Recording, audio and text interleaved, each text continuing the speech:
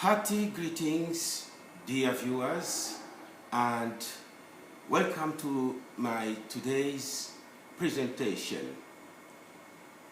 This is Mwalimu Ngand'osamba Penedikulu, presenting the topic titled Phonetics and Orthography as Linguistic Twins. Before entering into the details, let me define the keywords. Phonetics is a scientific study of a language dealing with sound production, sentence intonation, and syllabic stress placement in a word. When we come to orthography, these are Greek affixes. The prefix ortho means correct, and the prefix graphy means to write or to draw. Put together, orthography would mean correct spelling.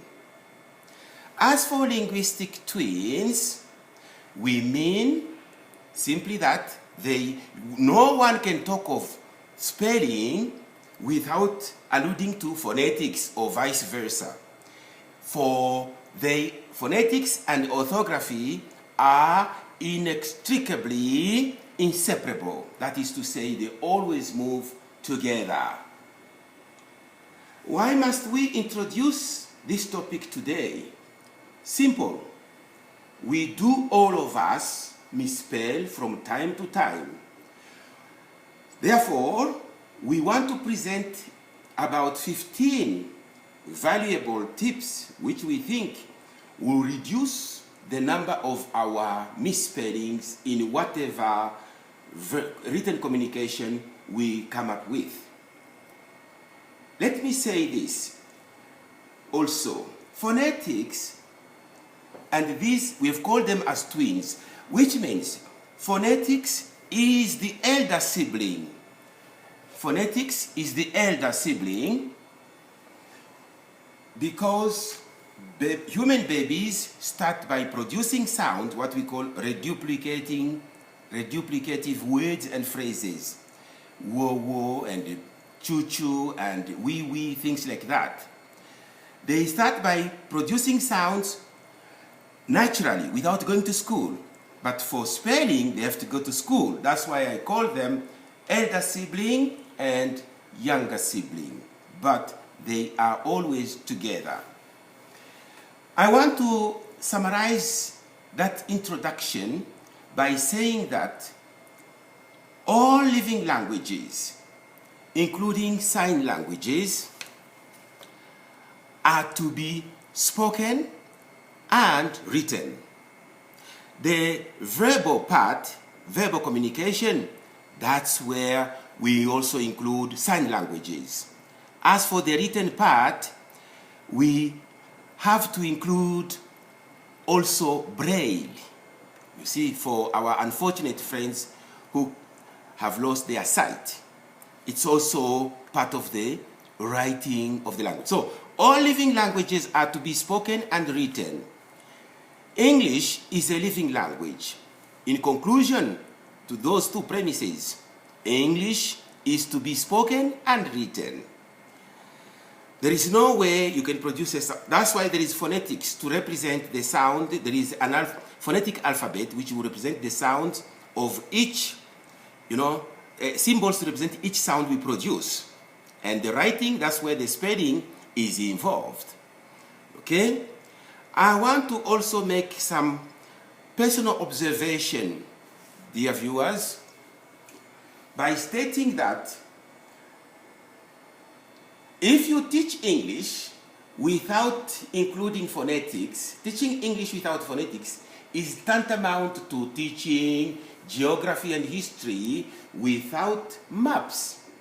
Tantamount to teaching physical education without sports equipment. Tantamount to teaching physics and sciences, okay, without entering a science laboratory. It is just impractical, and it is counterproductive. You see, we might end up producing half-baked graduate, not fully fledged graduate. Spelling is very important because if we misspell so frequently, what we are telling the readers of our lines is that we don't care about the message, and marks will be deducted if it is an exam. If we are serious with the message we want to communicate in writing, we must ensure that we weed out all the misspellings from our papers, from our written communication. That's basically the bottom line of this presentation. Let's make an effort. We are not angels, we are not perfect beings, but at least we can reduce drastically the misspellings in whatever we create in writing. You see, frequent misspellings can even lead an employer, an equal opportunity employer, either to lay you off or never to promote you, because your English leaves much to be desired, fraught with frequent misspellings. And now, without wasting your precious time and to keep your company alive, let's go now into the crux of the topic of the presentation. We mentioned to say there are 15. We start with the first one.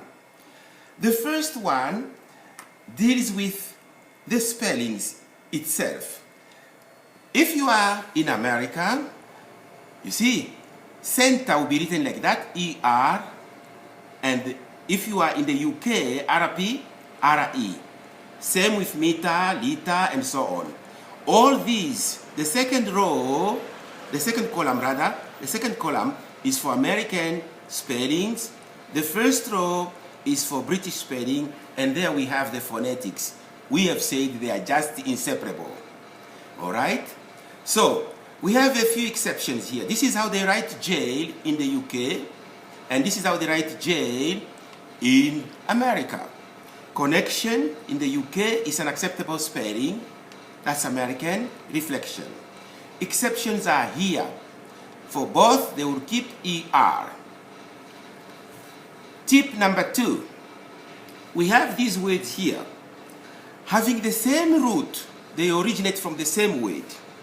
They have different spellings, different syllabic stresses, different spellings, and therefore different meanings. So, for example, this one is called German, and a person from that country, Germany. And this is germane, germane to mean relevant. We have here urban. We stress on the first syllable, we stress on the second syllable. Urbane, decent. Human, people. Humane, generous, kind. Artist is an amateur. Artist is a professional. Sculptor, singer, and so on, dancer. Born and bone. Here we have the same sound, but then this is for us human beings. We say, I was born, this spelling. But if you mean carried by, okay, as a vector of something, you say waterborne disease is this spelling. Waterborne, airborne disease is this spelling. Otherwise, you'll be in trouble with examiners. Tip number 3. We are talking about tricky spellings in derivation. When you go from one part of speech into another, like an adjective into an adverb, look at how the spelling changes. This is whole, and then wholly. Quite tricky indeed. True and truly. Something is being changed there. Dry, you have two spellings, either this one or that one. Holy, hallily. Quite tricky. Then we come to these adjectives without an S. They are all what we call attributive adjectives, meaning you use them, a noun must follow them. For example, table tennis is an indoor game. It is played indoors, adverb. Okay? We are making onward progress. Our progress is onwards. Soccer or football is an outdoor sport. It is played outdoors. So without an S, they are all attributive adjectives. When you add an S, they become adverbs. Then we have adjectives, you see, which nouns that come from adjectives that end in letter N. As you can see, all these adjectives, the last letter is N. If you want to form a noun by adding the suffix ness, then you keep that N and you add your ness, so we'll have two N's. This can help you avoid frequent misspellings indeed. So we get drunken, drunkenness, stubborn, stubbornness, open, openness, thin, thin, just like that throughout. You just look at an adjective ending in N, you want to form a noun by adding the suffix ness, keep both the N's and spell it correctly. You'll face no problem. Another derivation, tricky one. Look at this now, bare infinitive. We call them bare infinitive because there is no to. These are infinitive without to, prefix to. Maintain gives us maintenance. Detain, detention. Look at the changes which have been written in yellow, and it will give you a tip as to how to spell them. Abstain, abstention, abstinence. Pronounce, pronunciation or pronouncement, and so on. Announce, enunciation. The enunciation as a Catholic, when the angel came to announce to the Virgin Mary the good news about, the coming of the Savior in the Catholic Church. And then there is announcement. Look at the yellow changes. Sometimes they change, sometimes they don't. Another derivation is this one. Bare infinitive ending in IE. These two IE would become Y before adding ing and forming your present participle or your gerund. Gerund are nouns and a verb. Present participles are adjectives and a verb as well. So, dye will give you dyeing like that. Same with this dye for colors. Will not change much except you add ing. Vi, throughout, is like that. This can be tricky. To lie, lying. Let's come to now deriving nouns from verbs. These are verbs. We say advise, and then advice. As you can see, if you want to say examiner's advice, it should be this one, not that one, because this is a verb. Counsel, counsel. Verb, noun. Practice, practice. We can even go to license, license. Prophesy, prophecy. Devise, device. That's how they operate. Next derivation, we are deriving adjectives from nouns, which nouns end in OUS. In that case, this U rather, would be deleted in the spelling before forming an adjective. Look at humor, British spelling, and humorous. U has disappeared between O and R, which is there. And the same thing for glamour, rigor, exception here, odor, odorless, you can do that. But look at this, odorous. We are adding US. So this one is just adding the suffix less to the noun, odor. Color, like that. There is U, there is no U. Honor, same thing. We now come to another adjective. The suffixes OUS and US. Generally speaking, we can say that OUS is an indication that the word is actually an adjective. But US is an indication that these are nouns. So, phosphorus, for the same sound, phosphorus, this is a noun, the chemical element. This is containing this chemical element. Callus, the skin which is hardened after some damage. Callous, heartless, same sound. Mucus is the, it's a noun. And then mucus containing this, mucus. Pass is a noun. Continuous is an adjective. Eucalyptus is a noun. And then we have got sulphurous and then sulphurous. Okay? We have to change this one into that one. Anyway, there's this spelling and that spelling.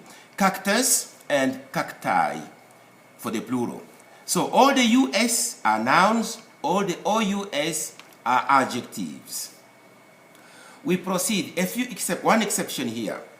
Emeritus is not a noun, it's an adjective. So it's a emeritus professor or professor emeritus. Okay, it's a title at the university. Look at other forms of derivation. We go from infinitive to past tense to present participle and to past participle. Look at how it changes. To lie, meaning to cheat, would become lied and lying, like we have said earlier on. This to lie means to recline, to rest on a flat surface. The past tense is lay, and then lying. They share the same spelling. It depends on the sentence. And then laying. This past tense now becomes the infinitive for to lay, like to lay an egg or to lay the table. Past tense, laid, laying, and laid. We now come to the cardinal numbers, quantity, and ordinal numbers, order. 2 will give us second, 3, third. Look at 5. We have to get fifth. 8, you just add an H, eighth. 9, drop the E, you get ninth. 12, you have to, from L, VE becomes FTH. We have to learn it by heart. No two ways about it. Then 21 would become 21st. 300, you never say 300s. When 100, 1,000, million, billion are preceded by a quantity, they always remain singular. Of course, you can say hundreds of people came. That's another situation. The moment there is a quantity in front, they remain singular in spelling. Don't say I've got 2 billions. No, 2 billion. Simply that. All right? We now come to before last. This is now infinitive and its opposite. Only these, according to our research, only these 5 words have got a double S. For instance, shape would become misshapen. Now, this one is not a verb, it's actually an adjective meaning twisted. Spell and misspell, which is the topic we are dealing with. S is already there. We add the prefix miss to get misspell.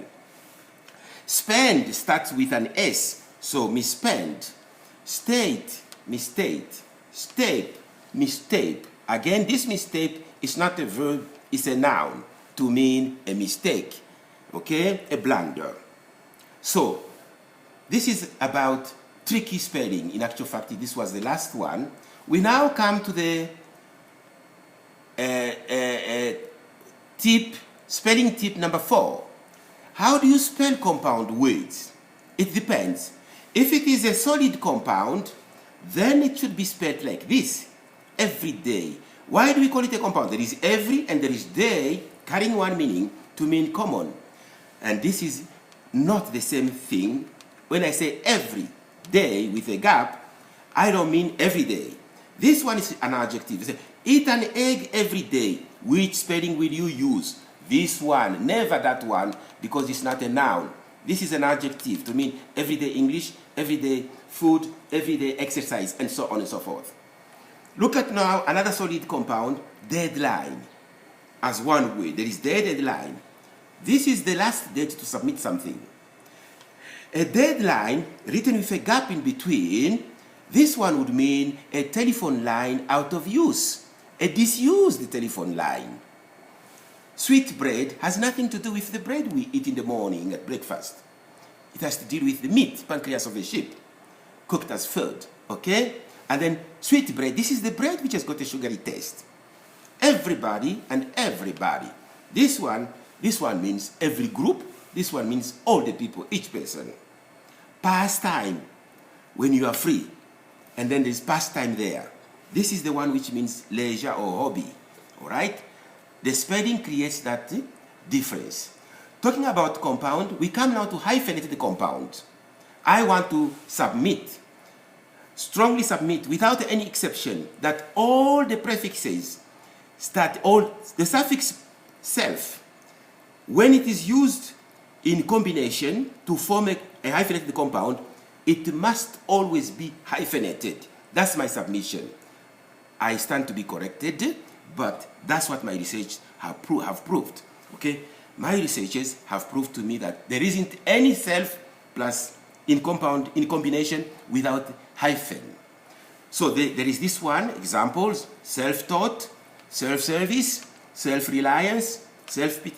All of them must be hyphenated without any exception. That's what I've said there, without any exception. I stand to be corrected. After all, I'm not an angel. Then we have also the prefix all. It is also, according to the dictionary I use, which is Oxford Hachette French Dictionary, it is also normally hyphenated, except here. All right, this is the formal all right, not all right as one word. That is informal English. You know, when you write A-L joining to this right, that is informal spelling. In an exam, you will lose marks. It should be this all right. And so all spices, these are not hyphenated. You find them in the dictionary like that. We come to well, prefix well, as hyphenated compound. When you use well in combination, this is where I got the information from, Oxford Hachette French Dictionary, published in London, 2008. On these pages, you will find that information. And so, well goes like this. There is a bit of discrepancy here. Other dictionaries will record, well in combination without a hyphen. But then the one I used, this one, has got that information. Exceptions, well, there is this one, wellhead, the source of something, water and so on. And then well off, that's what I saw. There are two exceptions. That's why we call them exceptions. Then there is ill, the prefix ill. As you can see, there is a hyphen there. So this ill prefix is also normally hyphenated. A few exceptions are here. Ill-prepared, ill-tempered, ill-treated, ill-gotten, ill-equipped, ill-informed. These are the exceptions without hyphens. So, for the time being, why don't we dwell on that one until we come back to part 2 very soon. Thank you for your attention, and let's meet very shortly, within no time, before long, for part 2.